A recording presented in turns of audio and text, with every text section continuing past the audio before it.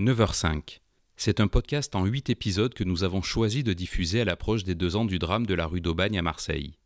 Car 9h05, c'est l'heure à laquelle, le 5 novembre 2018, 2 immeubles s'y effondraient, engloutissant 8 vies, celles de Chérif, Fabien, Julien, Marie-Emmanuelle, Nias, Ouloum, Simona et Taher. 2 ans après, nous avons donc cherché ce que ce 5 novembre a révélé, les questions qu'il a soulevées, les changements qu'il a entraînés. Aujourd'hui, Audrey Savournin revient sur l'élan de solidarité. Cet épisode est dédié à la mémoire de Chérif.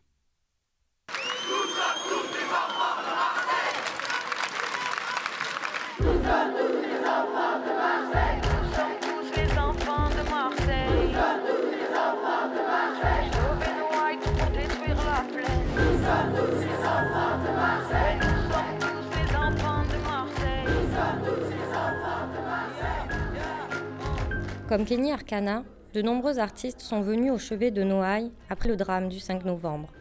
Au Molotov notamment, pour donner des concerts solidaires. Mais le Molotov, c'est aussi devenu le QG du collectif du 5 novembre, le point de ralliement de tous ces Marseillais qui souhaitaient apporter leur soutien. Ex-élue PS du secteur, aujourd'hui adjointe de Michel Rubirola, Nassera Benmarnia a été parmi les premières à se mobiliser. C'est son mari qui lui a appris, par téléphone, que 2 immeubles venaient de s'effondrer. Après le moment de choc, je me suis même pas posé la question. J'ai mis ma veste et je me suis retrouvée 10 minutes après rue d'Aubagne. Parce que c'est un quartier que j'ai fréquenté pour y faire des courses, pour accompagner dans le cadre d'un travail social des familles ou des associations. Donc je ne sais pas comment vous expliquer un sentiment de besoin d'être là auprès des gens. Et donc très tôt, je me suis retrouvée là. C'est un moment où on se dit c'est pas possible. Alors par réflexe, moi j'ai un truc, c'est que quand j'ai des moments là comme ça de choc, il faut que je me remplisse la tête par de l'organisation. Elle a donc d'abord pensé à prévenir les écoles du quartier, où des enfants de victimes pouvaient être scolarisés. Puis elle s'est inquiétée du sort des premiers délogés. Il faut faire une collecte de vêtements, une collecte de produits d'hygiène, etc. Donc le soir même, je lance cette collecte. Je demande au copain qui est à l'association rue d'Aubagne, à Hervé, je l'appelle dans l'après-midi en disant est-ce que je peux mettre l'adresse de ton association, donc c'est Destination Famille. On a fait des choses sans réfléchir. J'appelle Femme d'Ici et d'ailleurs, qui est 2 rues plus bas, rue Mazagran, pareil. Je lui dis est-ce que tu veux bien être un point de collecte ? Et puis, ça s'est plus arrêté. Et puis après, il y a des citoyens qui ont mis des petits mots dans la rue en disant « Retrouvons-nous mercredi au siège d'une association de familles comoriennes à la rue de l'Arc, au cœur de Noailles ». Et puis voilà, quoi, l'énergie citoyenne, la solidarité s'est mise en place. Encore une fois, naturellement, des gens de tout horizon. C'est tous les Marseillais qui se sont retrouvés d'un coup, touchés. Mais vraiment très sincèrement par ce qui venait de se produire à Marseille.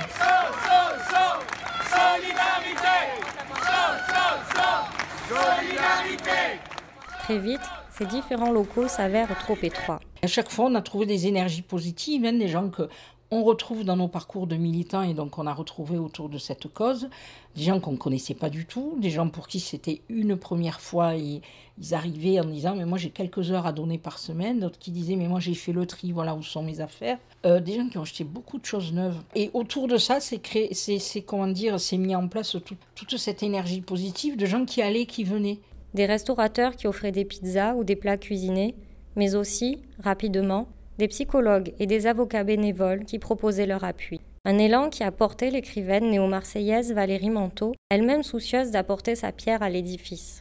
Habitante de Noailles, elle se souvient d'une solidarité spontanée, mais pas que.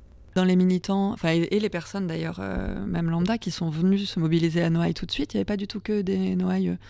Et la première réunion aux rues de l'Arc, il y avait tellement de monde que les places ont dû être comptées et que la priorité a été donnée aux habitants du quartier. Il y a des personnes qui venaient de très loin, il y a des gens qui venaient des quartiers nord parce qu'ils avaient envie de s'investir, ils avaient envie d'être là.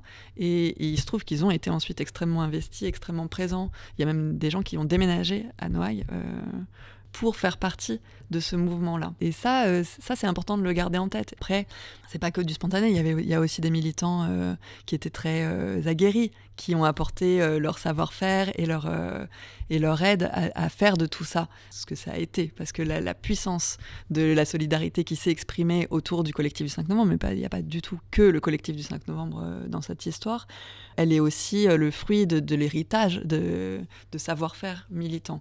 La présence militante, la culture du collectif et la façon de se prendre en charge soi-même, plus le tissu associatif extrêmement performant et habitué à faire les choses sans le soutien des institutions. Ça, c'est lié à la gestion de cette ville, au moins les 25 ans de Gaudin, mais bien avant, probablement. Ça, c'est de la culture dont on hérite.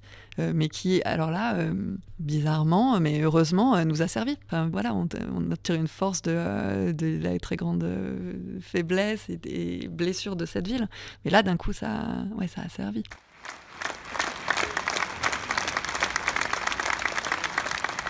Comme un certain renouveau de la population, si l'on suit l'analyse de Fatih Bouaroua, ancien directeur régional de la Fondation Abbé Pierre, membre du collectif du 5 novembre et très investi dans le combat du McDo de Saint-Barthélemy.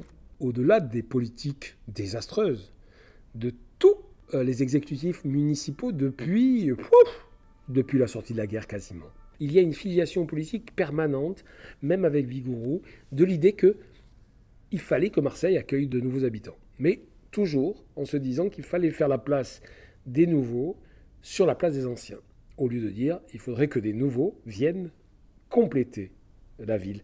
Et petit à petit, cette ville a vu arriver beaucoup de jeunes qui ont, une conscience politique, et deux, qui souhaitaient participer à la ville. C'est pour ça qu'aujourd'hui, on voit effectivement la question de la rue d'Aubagne venir complètement se percuter avec cette idée que ce qui s'est passé à la rue d'Aubagne était aussi un signal que nous n'avions pas vu qu'à Marseille, une population nouvelle était venue s'installer. Et cette population nouvelle n'allait pas laisser faire. Et du coup, la solidarité a été extraordinaire. La question de la pauvreté, de la fracture nord-sud, de la fracture socio-ethnique de nos cités joue contre la solidarité. Mais quand on a ce mélange qui s'opère, quand on a des populations qui ont une conscience politique, une conscience sociale, il se passe ce qui s'est passé à la rue d'Aubagne. Un choc, un traumatisme émotionnel qui a fait en sorte de réveiller des sentiments qu'on avait oubliés, liés à l'individualisme, liés à la propriété, à la richesse, à une forme d'égoïsme. Et ce qu'on a vu entre le 5 novembre et jusqu'à aujourd'hui, parce que pendant le confinement, tous ces Marseillais qui s'étaient mobilisés, qui s'étaient manifestés, on les a retrouvés. On faisait partie des rares grandes villes de France à avoir une telle mobilisation, une telle volonté d'aider l'autre. Donc je pense que c'est effectivement les réflexes que nous avons acquis de ce qui s'est passé après le 5 novembre.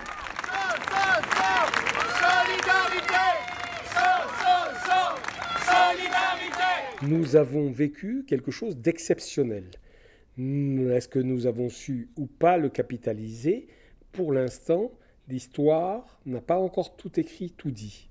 Mais c'est vrai que la période du Covid actuelle fait en sorte de rendre plus difficile cette question de l'apparition d'une nouvelle manière d'être et de s'organiser et de co-gérer la ville. Comme on parle beaucoup de l'après-Covid, on n'a pas assez parlé de l'après 5 novembre. Il reste encore quelque chose de ça. Et ce qui nous manque aujourd'hui, c'est d'arriver à réfléchir réellement sur quel type de ville nous voulons, quel type de réponse nous voulons, comment nous, Marseillais entre nous, nous devons avoir des associations qui continuent cette forme d'éducation populaire nouvelle qui est autour de comment on apprend à faire des choses ensemble pour aider les autres.